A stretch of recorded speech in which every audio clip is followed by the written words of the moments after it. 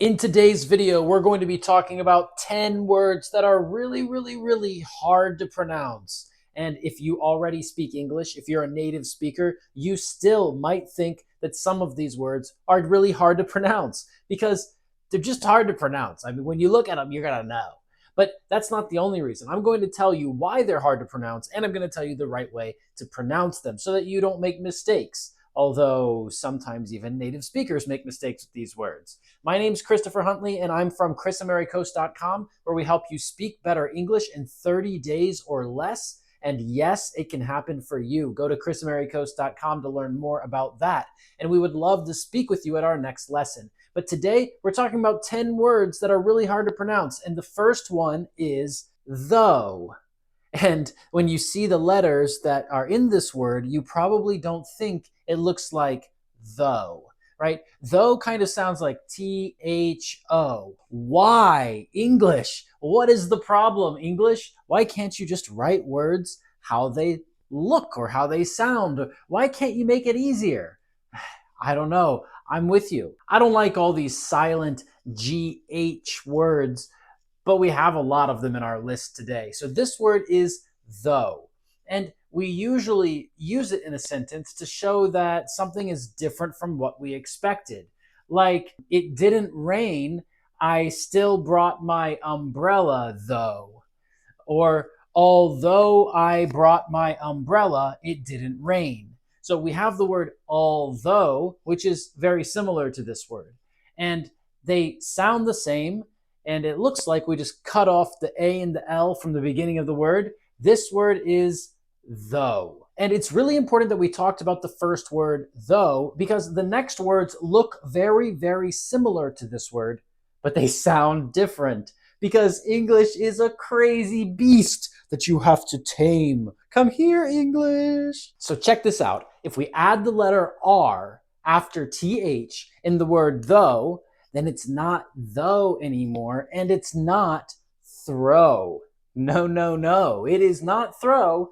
Now it is through.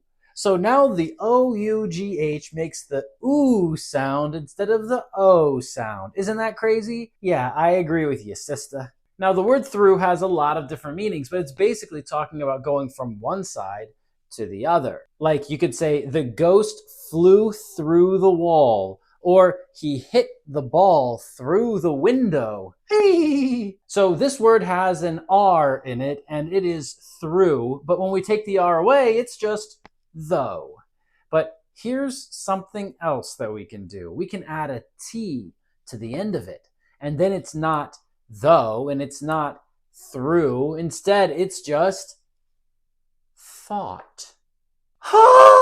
Yeah, now it sounds like aw, and we pronounce the T. Ought. So the first word was though, and the second word was through, and the third word is thought. I hear what your brain is telling you right now. So Chris, you mean that these four letters, O-U-G-H, sound different in all of these words, but it's the same letters? Yes. That's insanity! Yes. But the word thought is something that happens in your head, like an idea. It can also be the past tense of the verb to think, like today I think and yesterday I thought. But what happens if instead of adding letters, we take a letter out? What if we take out the letter H at the beginning of this word? So instead of TH, it's just T at the beginning. Well, now it's not though, it's tough.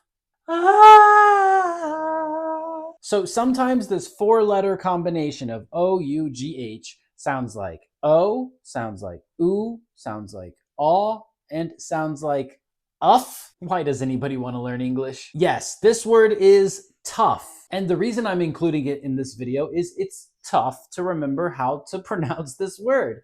Tough means something like difficult. We can also use tough if we're talking about food, like meat. If it's not tender and soft, then it might be hard and tough. Tough can also mean that it's difficult to break it, like it's strong. He's a tough guy. That could mean he's strong, or it could mean that he's difficult. So we started with though, then we had through, then we had thought, and now we just had tough. It can't get any more complicated than that, right? Wrong. There's one more word that is similar to all of these other words that we've just looked at, and it's number 5 on our list today. And when you see this word, you might start thinking in your brain, why English? Why do this to me?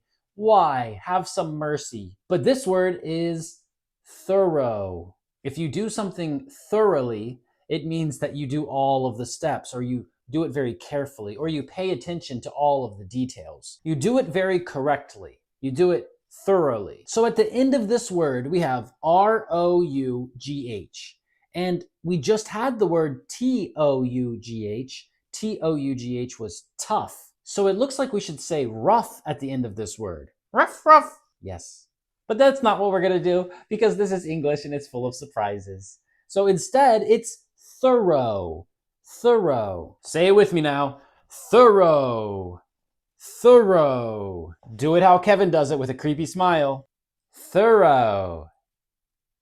The sixth difficult word to pronounce is not a word that starts with T or H, and you probably are so thankful for that after the last words that we had. No, the sixth word on this list is the word whistle. And this word has a silent T. It's not whistle, it's whistle. And to whistle is a verb. It describes when a person, well, whistles, when they put their lips together and they blow air and it makes a sound. This is whistle or to whistle.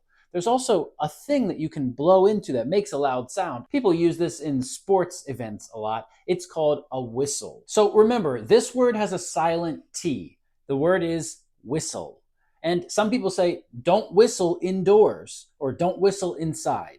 What do you think? In your country or where you live, is there a tradition to whistle only outside? Where can you whistle? I want to know, where can you whistle? Let me know in the comments. And that brings us to our seventh word on this list, which is the word to sew. And this one is so, no, not that so, not the so that means very, right? And not so like okay or average. No, this is a different word completely. This word is to sew. It's usually a verb. And when we say that somebody is sewing, it means that they're using a needle and thread and they are making clothes or fixing clothes. There might be a sewing machine that they use and they put the clothes under it and there's a needle that puts the thread there and it makes the clothes or fixes the clothes. So this is called sewing, and it's very strange because it has the letters S-E-W, which looks like Sue. But Sue is a different word with different letters and a different meaning. So it's super confusing. Super confusing, not super confusing. Yeah, like English is crazy. So the word here is sew. And maybe you have a sewing machine at home. Write in the comments and let me know if you know how to sew. That's right, we pronounce it sew with the O sound at the end. Okay, the eighth word on our list is a word that's pronounced a little differently in British English and in American English. And that's always great, right? You love those kinds of words because when you're learning how to pronounce a new word, the best part is when there's more than one thing to learn, right? No. Well, too bad because that's what we get in this word. And in American English, this word is pronounced leisure. Leisure. This is something you do when you relax, when you're not working, when you're not trying hard. You might be sleeping or resting or doing something that does not require a lot of thinking or work. This is leisure. But in British English, they pronounce it differently. I'm going to go for it. So hopefully someone who speaks British English can tell me if this is right or wrong. But I believe it's leisure. Leisure. So in American English, leisure. In British English, leisure. Tear me apart in the comments if I'm wrong. Excellent. Let's go to number 9. Because the number 9 word is a very important word. It's used in a lot of places. You need to know it, but a lot of people don't know it. And it's confusing for 2 reasons. There's a word that maybe you already know, which is the verb from this noun that we're going to talk about. But also there's a silent letter in the noun form. And this word that we're talking about right now is the word receipt. This word has a silent P in it. So we don't say receipt, we say receipt, which is kind of confusing because we have other words where you do say pt at the end, like script or kept. But no, no, no, no, no, not in this word. This is receipt. Now, it might also be difficult to remember how to pronounce the combination of E and I, because why do you say E, receipt, and not recite? Well, recite is a different word and it's spelled differently. Well, one way to remember this is that we have the verb to receive something, to receive. It's also spelled CEI. And growing up at school in America, our teachers taught us this funny rule: I before E, except after C. And this was a way for us to remember how to spell words. So if there was the letter C, then we do not do I before E. This was the rule, right? So that's why we have CEI. And this helpful rule helped me remember how to spell this word for my entire life.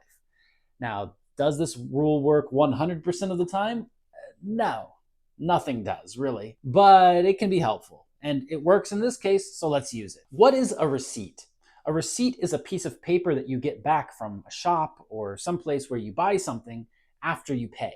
So you give them the money, they give you the thing that you bought, and they give you a piece of paper that says that you bought it.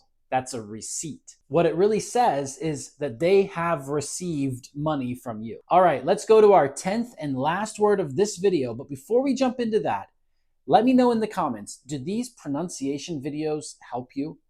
Is it interesting for you to hear how to pronounce different words that maybe are confusing or tricky or spelled in a strange way, like some of the words today? What do you think? Let me know in the comments and I will make more of them. In fact, you can write the words that are confusing to you in the comments down below, and I'll make a video about them. How about that? So the next word on our list is the word genre. And this is a confusing or difficult to pronounce word because it's not really an English word, it's a French word. And so a lot of people use the French pronunciation of this word as the most official or most correct way to pronounce this word. But American English speakers and British English speakers might change this pronunciation a little bit to make it easier for them to say it. So they might say genre or genre or Jenner. I've even heard someone say Jenner, believe it or not. I don't accept all of these as correct pronunciations. I believe the correct one is genre, and that's already anglicized enough. And you know, a lot of languages have taken this word into their language too. So I'm interested to hear how you say this word in your language. But you know, when you're just watching this video and you're trying to say these words yourself, and I can't hear what you're saying, and I'm trying to teach you a word like genre that means a type of music or a type of art, right? Genre basically means type. I can't hear you saying the word. Even if you say the word louder right now, I can't hear it. The only way I can hear it is if you click on that link under this video and you go to our English Everyday program and we speak together live in the next lesson that's starting very soon. And that's how I can help you with your pronunciation even more than these videos. I know you like these videos, but actually practicing and getting feedback from a professional, that is the best way to improve your English. So thank you so much for watching this video. Make sure you click like, click subscribe, write those comments down below because I really do want to know what you like and which words are confusing for you. And I will see you in the next video. Take care and keep practicing. Bye-bye.